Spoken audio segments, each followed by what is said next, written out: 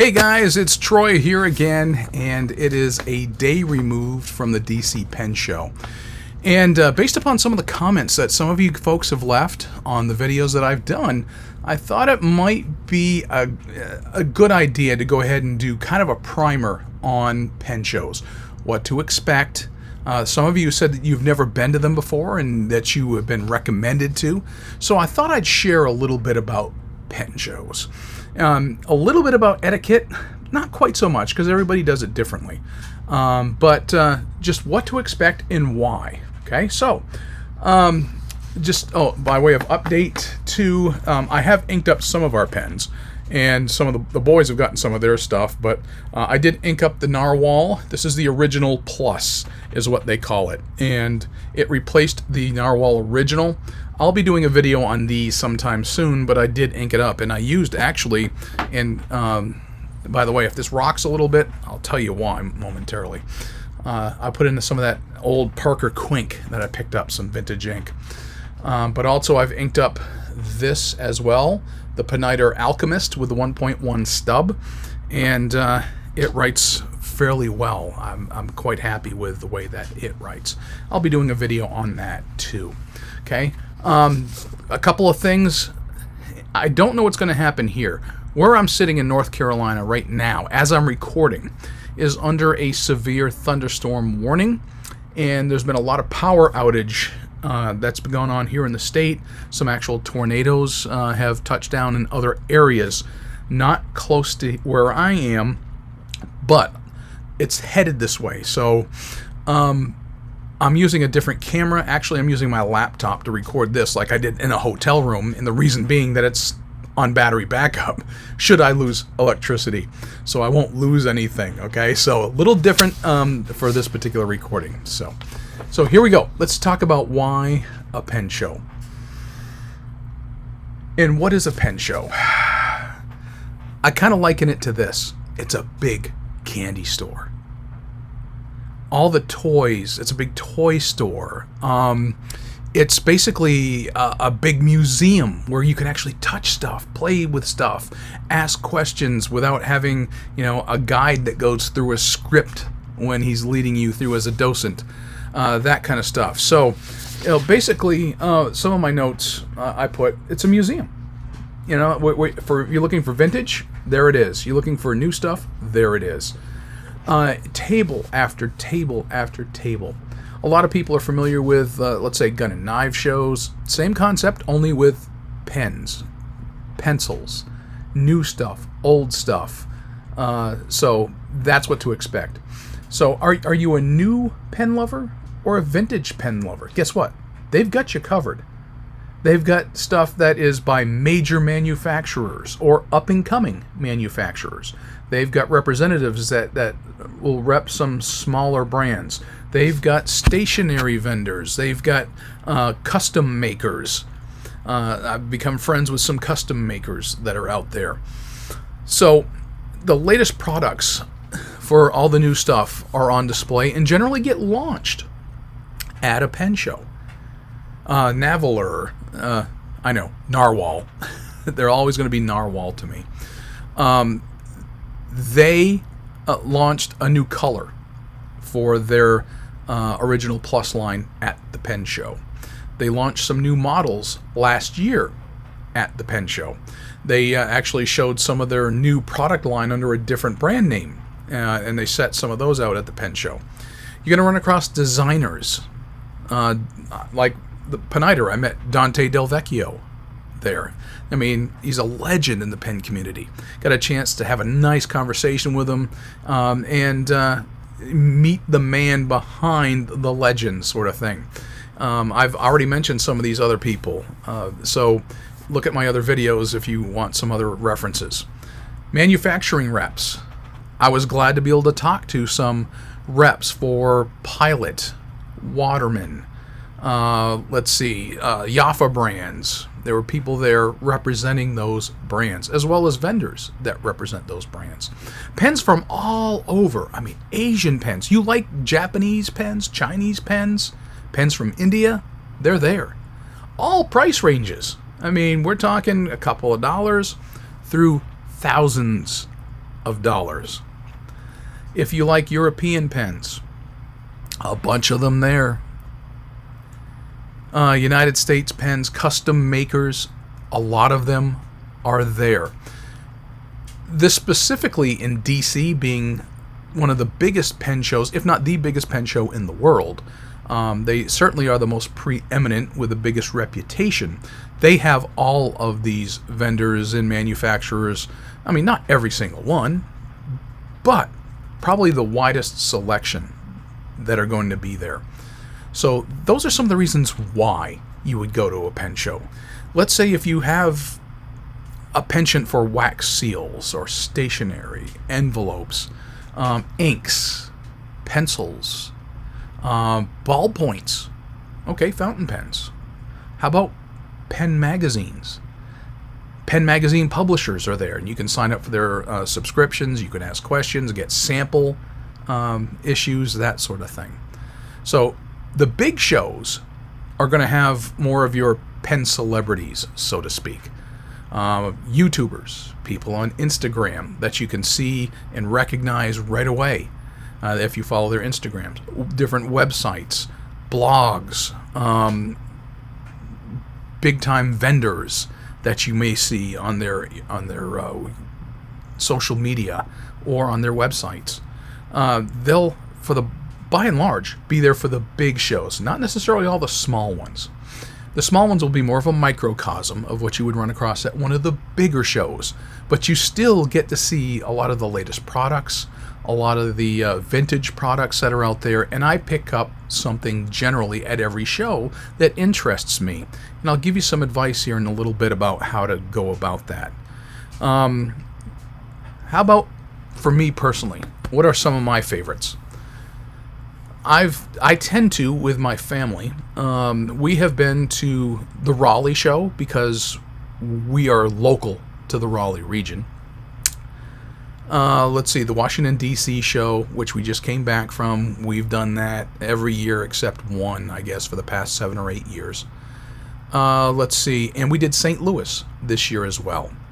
So far, for me personally, this is just my opinion and nobody else's, St. Louis is my favorite show. It's a good size show with a good cross-reference or a good cross-section of the pen community there. Everything that I would ever want in a pen show, people are there. I like the way it was laid out, spaced out. I like the way it was about the right size, wasn't overly crowded, and I like the way the show was run. They just happen to be my favorite pen show thus far out of them all. How about the most attended by me? Well, the Raleigh show and the DC show. So those tend to be the ones that I've been to the most. I haven't made it to Atlanta. I haven't made it to Baltimore. I've been wanting to go to Miami. I was hoping to go perhaps to Boston this year, but I know that they shut that show down or they canceled that show, and I know there's some arrangements for it. I wouldn't mind going to Atlanta. I haven't been to the Atlanta show before. Ohio, I wouldn't mind trying that. That's well within striking distance for us. Chicago, my son's been pestering me about wanting to go to the Chicago show. So, those are possibilities as well. So, what are some of the expectations or things that you should be expecting at a pen show? Be prepared for crowds. If you go to a state fair, expect those kinds of crowds on the busy days. That's one of the reasons I like St. Louis. That's kind of why I like the Raleigh Pen Show, because they're not as crowded. DC on Friday and especially on Saturday, wall-to-wall people. And that's been kind of my complaint. Not so much that it's well attended, so much as the fact that the way it's spaced out and planned, it's really hard to walk around. So some of my advice. One, if you will, be ready for large crowds. Okay? If you're claustrophobic and if you're a misanthrope, might not be the thing for you. It's not for everybody. Number 2, book early. When I went back and I looked up the reservations and my tickets for the DC show, which obviously happened in August, I had to look all the way back to January of this year. Other times I'd booked as late as May, April, and I was able to get a hotel room and at the venue itself because there were still rooms available, but I missed like the deadline if you were going to get like a free breakfast that with the Penn Show rate. And this time I got the free breakfast that came along with the Penn Show, which was a little box takeaway lunch, like a bacon, egg, and cheese, bagel, an apple, orange juice, let's see, a croissant, and you know, that kind of thing thrown together. And it was a different kind of sandwich, like the day one, I think, for us on Friday, that first morning, was more like a burrito, a sausage, egg, and cheese burrito kind of thing. So if you want a breakfast, you know, every show's different. St. Louis, they included that in, you know, your hotel rate as well. Raleigh, I have no idea because I drive there because it's local for me. So check that on the website when you go to book. But if you are determined that you want to go to a Penn Show, book early. I was talking to one of the vendors, a very well-known vendor. If I mention his name, most of you would know who he is. And he's a custom or bespoke maker. And when we got to talking one night, and he because I saw him in the hallway and I asked him how he's doing. We had a nice conversation, told me about his family, and he said that he had to book at a different hotel. And it's all because he booked too late for this show. So he could not book at the venue hotel. He had to book somewhere else. The first time we went to DC, I actually booked a different hotel on purpose because, all right, I wasn't a Marriott Rewards member at the time, or maybe I was, and I just had a penchant instead for, in my case, Hilton hotels. Personal preference. You know, I'm a Hilton Rewards member. Most of my hotel stays are with Hilton. And specifically, I love Homewood Suites. So we booked a Homewood Suites. It's a mile away. There's a plus side and a downside to that if you book something at a different hotel.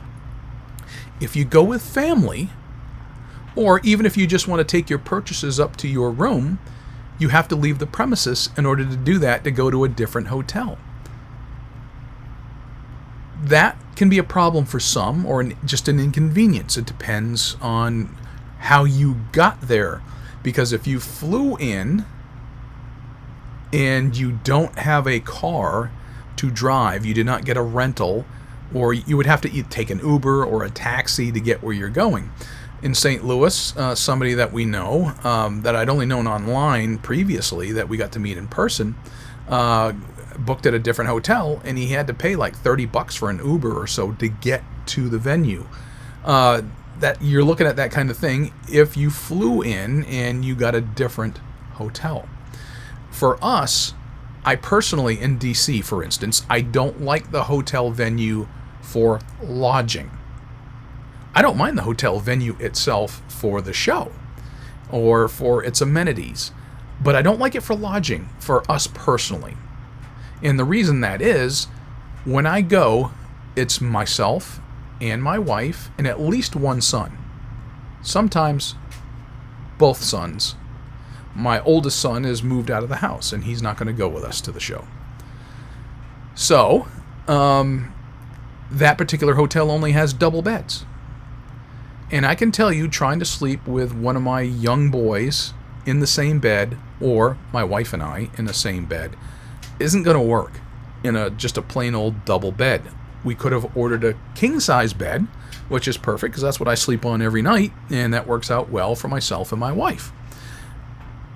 We're not going to stick a child in a king-size bed, so what we have to do is we brought a cot along with us, and that only accommodates one child.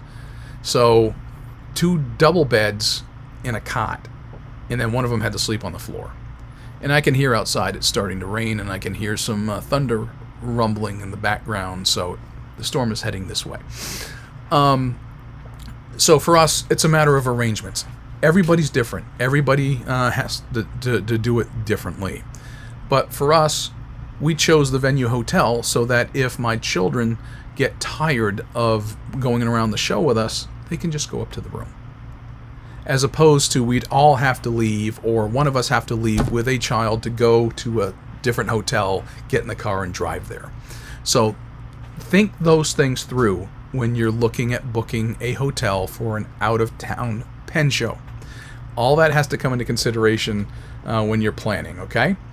The next thing.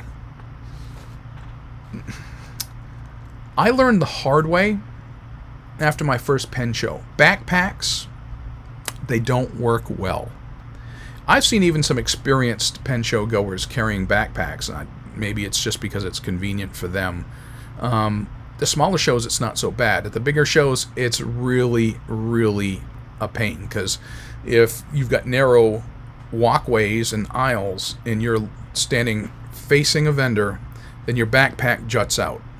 Or even from the side, you're still taking up a lot of real estate, and you're going to get bumped and you're going to get knocked. And it's going to be really difficult and unwieldy to take that backpack off and put stuff into it, or to pull stuff out of it every single time. So I don't recommend backpacks. Messenger bags work really well. Another thing I liked about the St. Louis show is a lot of pen shows will hand out like a tote bag. At the DC show, I showed you guys on a previous video, the Gallon Leather basically had a canvas rope backpack that they gave, and that was nice. It was decent quality and big enough to be able to carry around and put stuff in. Not bad. But still, at St. Louis, they actually had a nice messenger bag that goes over the shoulder, and you could almost fit a laptop in it, and it has a Velcro opening and 2 pockets, and that actually worked out really, really well for us, to the point where I brought that with me to the DC show, and that was perfect for carrying around a pen show, because I could put notebooks in there, I could put pens, inks, flyers, stuff like that. That went very well into that. So I recommend that rather than a tote bag or a backpack. So just keep that in mind. Eliminate strollers if at all possible.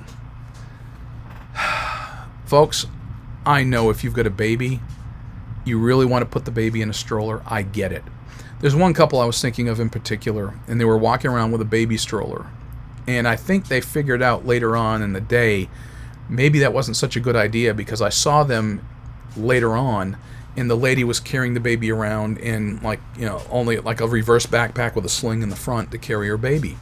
And they weren't taking up aisle space, they weren't getting knocked, they didn't have to wait on people so much, they didn't run across or into people. So just keep that in mind, that it may not be good for your baby to constantly be running into people or people running into the stroller, and it does block aisles an awful lot. Then again, too, you're also going to run across people in wheelchairs, you're going to run across people with walkers, and you're going to run across people with motorized scooters. So aisleways, when they're small at a pen show, and I'm saying this mostly for people who run pen shows, aisle spacing is important. I understand that you want to put as many vendors in that space as possible to get the most money and have the biggest show you possibly can. I understand it. Totally get it. On the flip side, having walk space is pretty important. And that's what I liked about the St. Louis show. They purposely designed it and laid it out so as not to take up a tremendous amount of space, or at least leave a lot of space in the aisles. DC, we had a huge traffic jam. They even opened up a third showroom this time.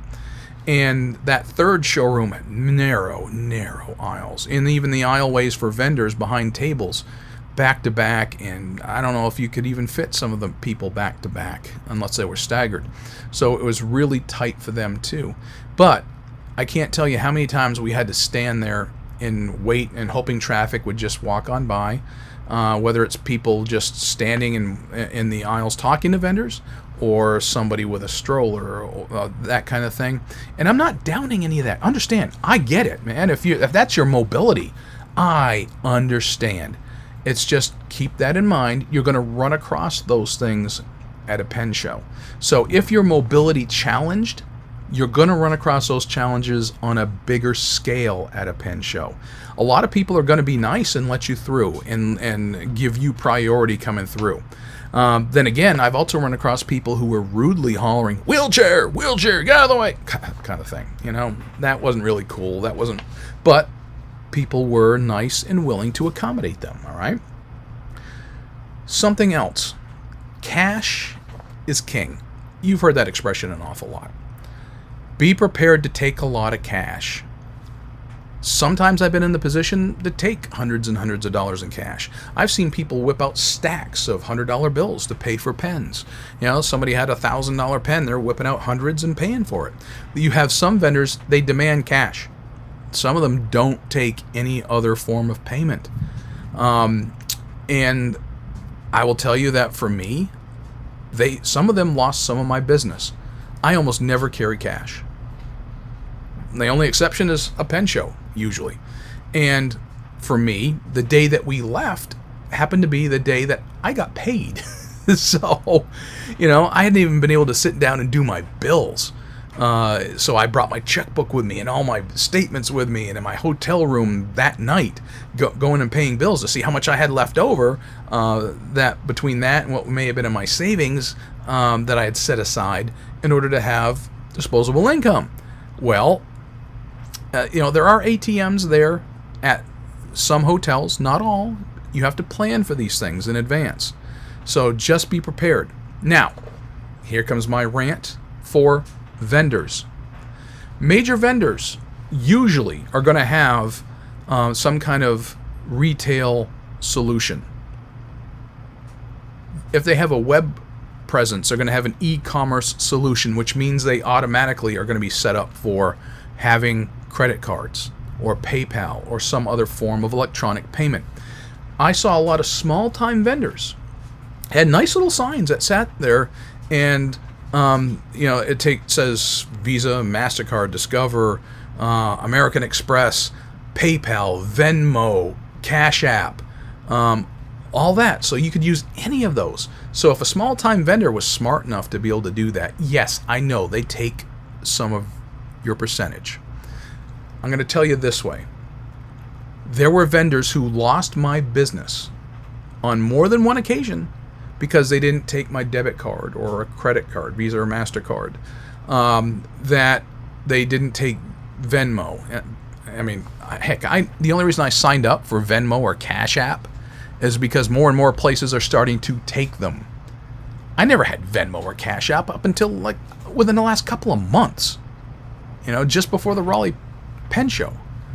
I used PayPal for years, but I only signed up for these others because a lot more. Even when you go to you know, a little festival downtown and they got bouncy houses, even the bouncy house vendor takes Venmo or PayPal or Cash App. All the food trucks take it because they know they want to capture that business. So if a food truck vendor can take Venmo, Cash App, PayPal, Apple Pay, all these happy things, then you, if you are interested in really getting my business and not missing out on all the sales, I'll tell you what, 97% is a lot better than 0% of a sale. That is my rant for you if you're a vendor. Card readers are free for most of these companies. I've actually looked at doing it for myself. I also have owned small businesses too. And yes, I'm familiar with the idea of electronic payments and taking a fraction of the payment as a fee. I get it. Been there, done that, lived it. I've had one cash-only business, and it was that way by nature because it was a coin-operated vending machine. Long before they ever had Apple Pay available, you know, that kind of thing. So I get it, okay? But you are going to get my business more likely if you take 96.5% or 97% of the sale as opposed to getting 0% of that sale from me. And my wife was the same way. She kind of felt that way. And I'll tell you, somebody else lost some sales. One lady in particular, one vendor, my wife was looking at a Lamy fountain pen. Lamy for me is not my favorite brand, but I've got a bunch of Lamys. I got a drawer full of them. And there was one particular Lamy that I told her, I've got that at home. If you want it, I'll give it to you. But she was looking at buying it for herself because she liked it, and she was looking to buy something for herself. And this lady was extremely rude to the vendor next to her, and she laid into them, and she said, you know what? She just lost my business. So how you treat not only customers, but how you treat others who are right next to you, that'll have an effect. Okay, have a list of items you want to check out. Do your homework. Do some shopping online. Check all the major retailers so you know what price points. Pen shows can save you money. They can cost you a little bit of money. One particular Indian seller we were looking at, and we had purchased from $20 for a particular pen at the pen show. If you go to his website right now and you pull up the price in rupees, and then you run the price of rupee through a rupee to US dollar converter, we went, really? Wow. We paid an awful lot more in cash right there than he was charging on his website. Of course, we didn't have to pay shipping, and we walked home with it. And we didn't know that he was charging that little by comparison on his website. Go figure. Do your homework. That purchase was a spontaneous purchase for us, and we got to know the vendor a little bit. So,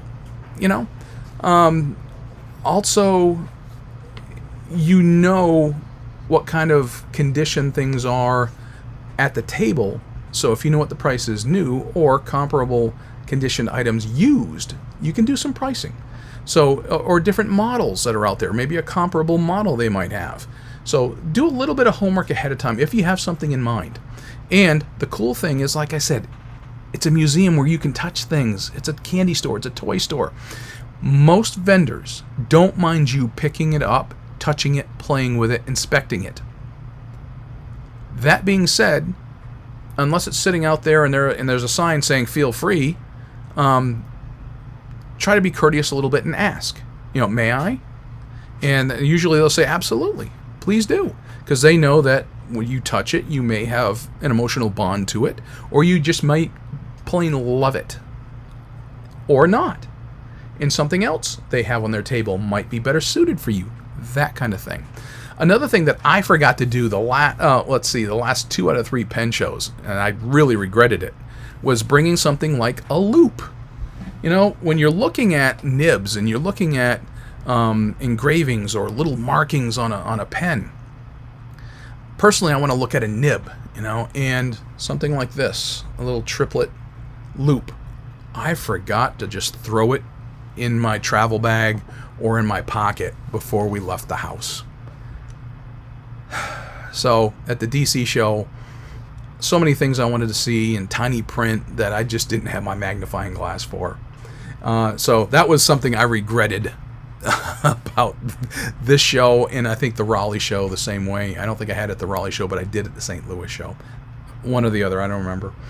So do your homework. Have questions that you want answered. Do you?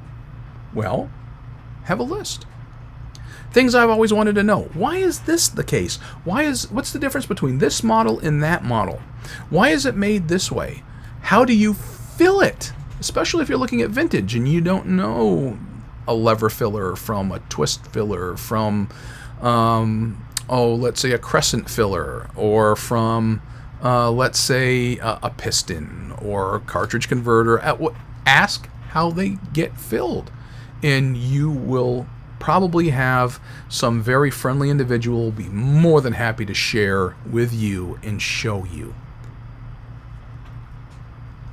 Those are things that you want to take into consideration and have ready. So look on a website for the pen show. If you have seminars, my first show in DC, they had a nib smoothing seminar.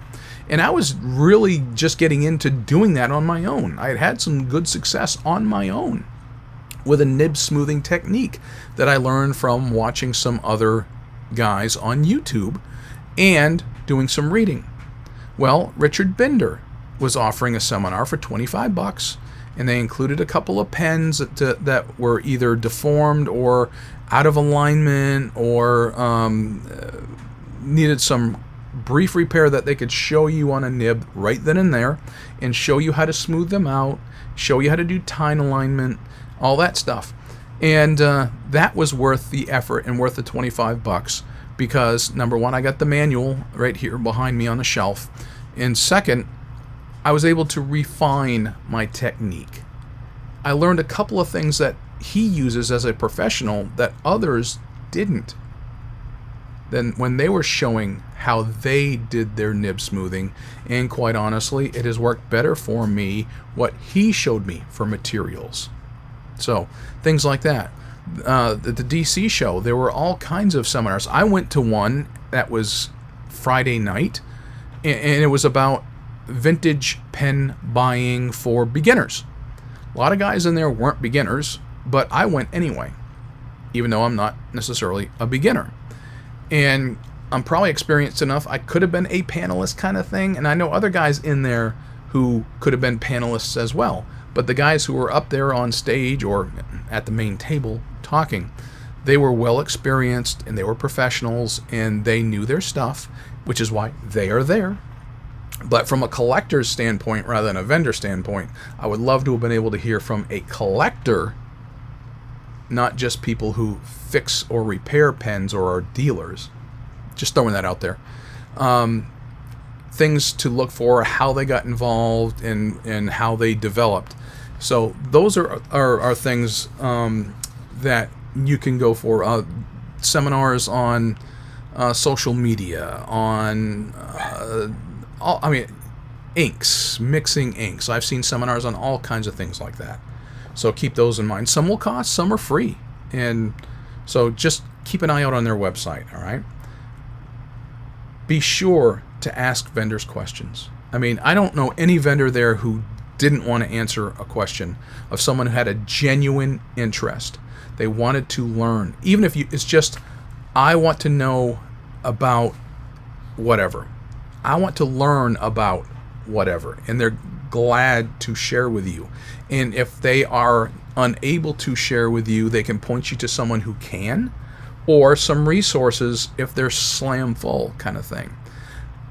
I have always run across people more than willing to stop, talk, take some time if they're not in the middle of a sale or with another customer kind of thing. So keep that in mind. Make sure you ask the questions. Why does this happen? Why? Touch, play, ask how.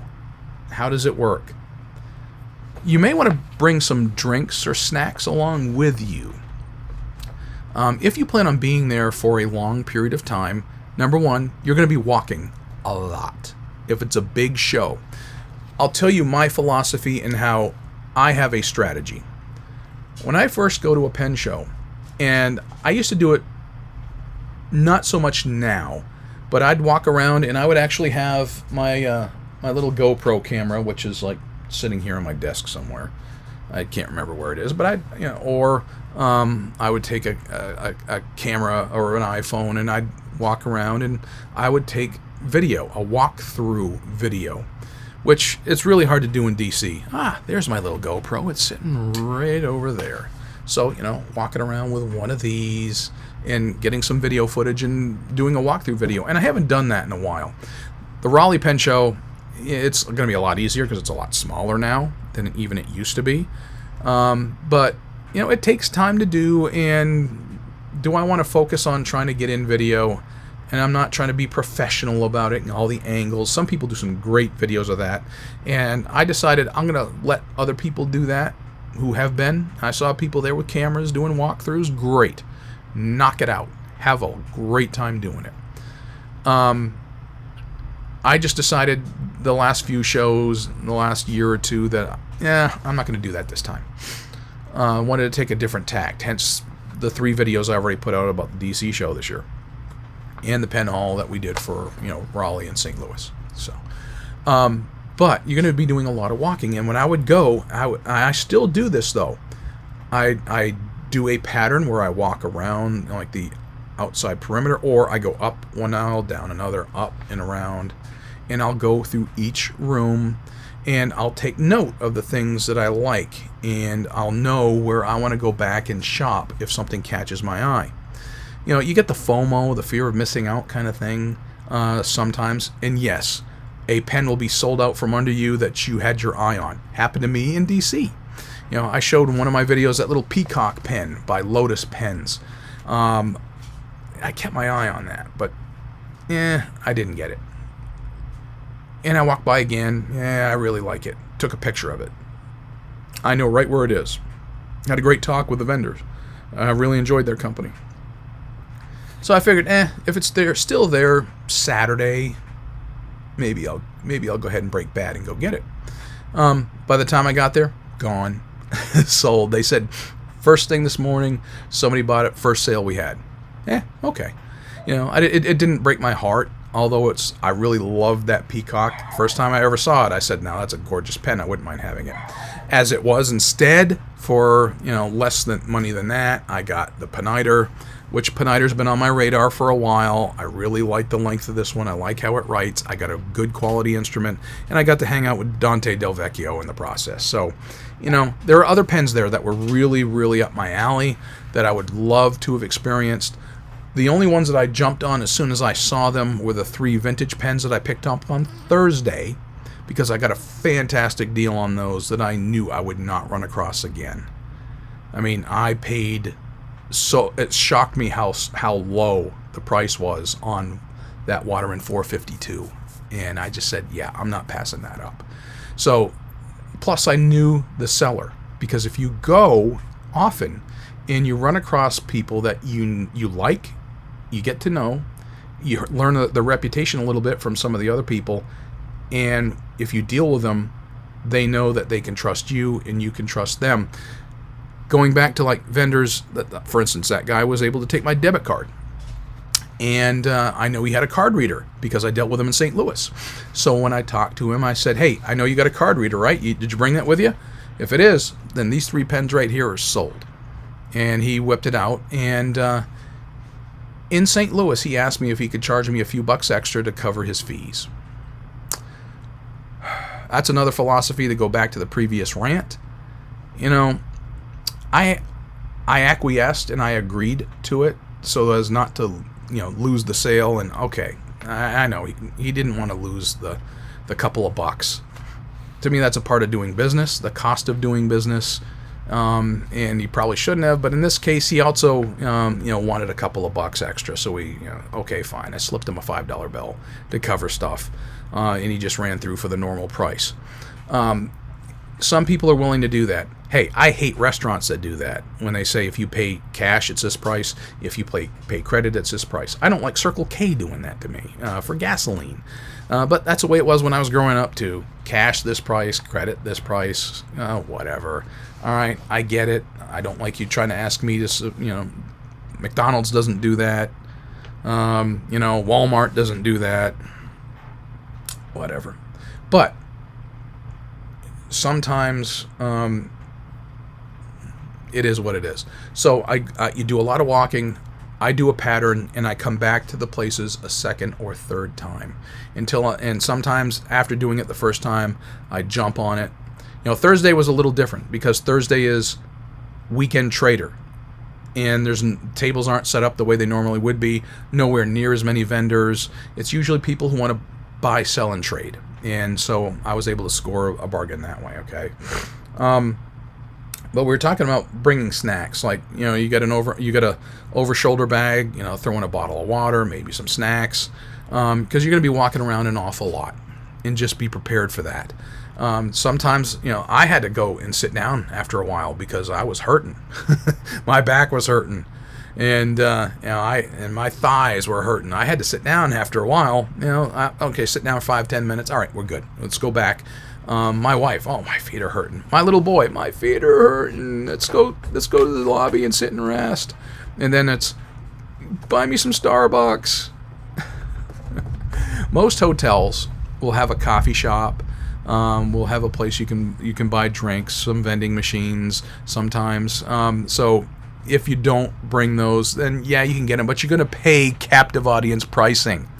But then again, when we ate lunch there at the hotel the first day, and we paid like $75-80 for 4 people, me, my wife, and 2 children, that's about the same price we were paying at some restaurants too.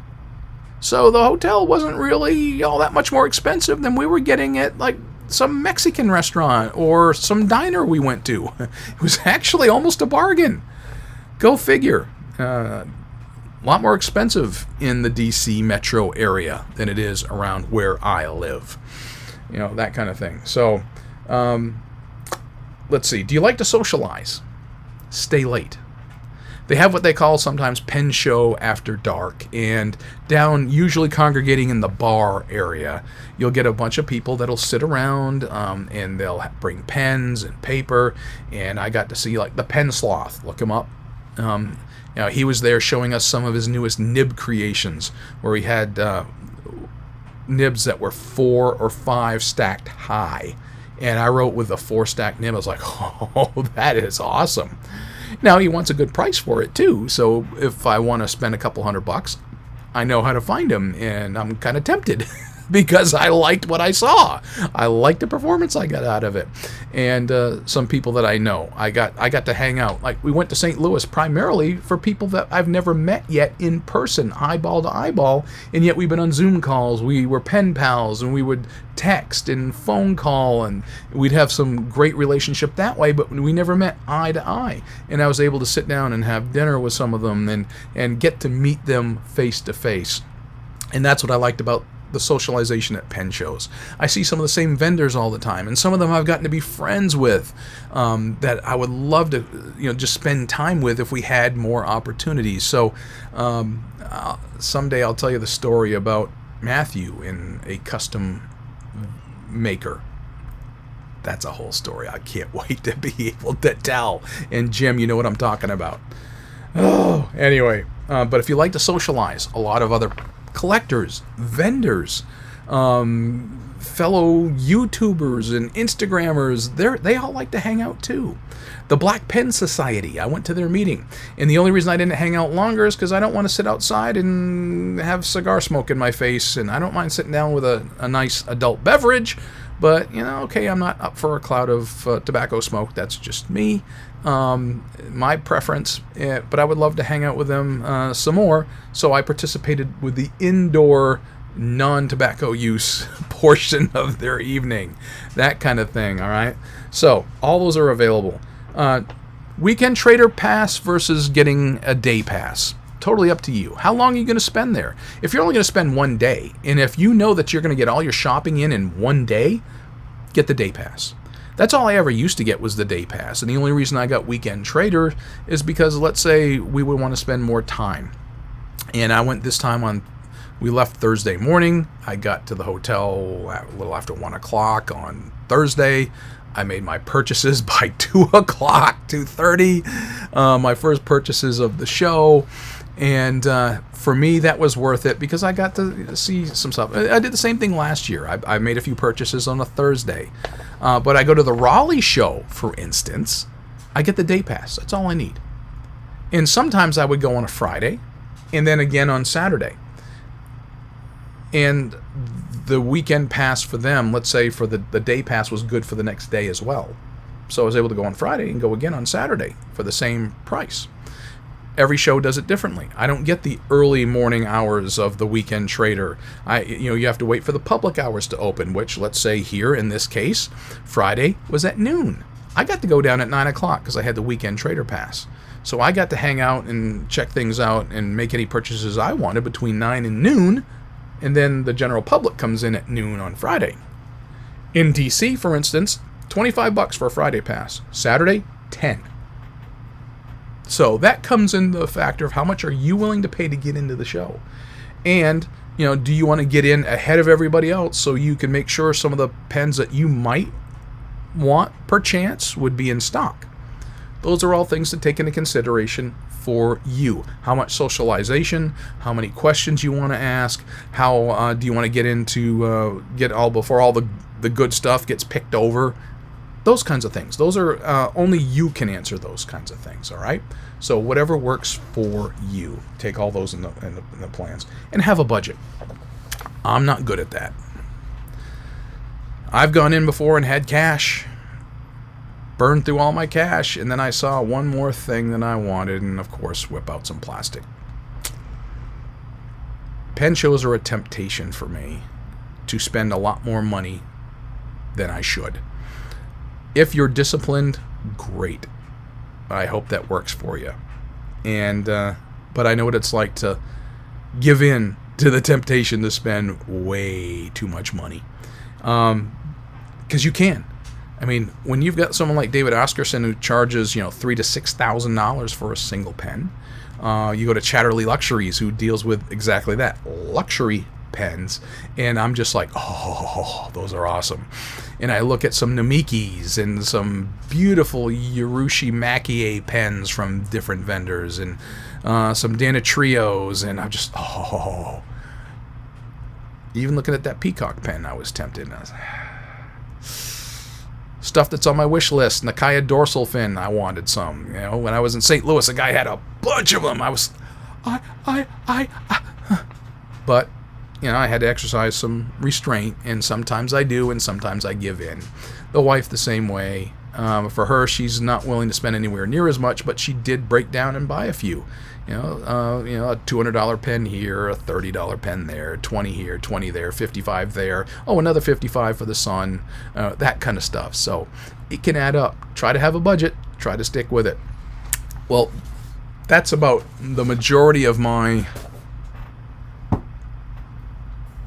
communication on pen shows. And I've been talking for a while, and quite honestly, what else I brought home from the pen show?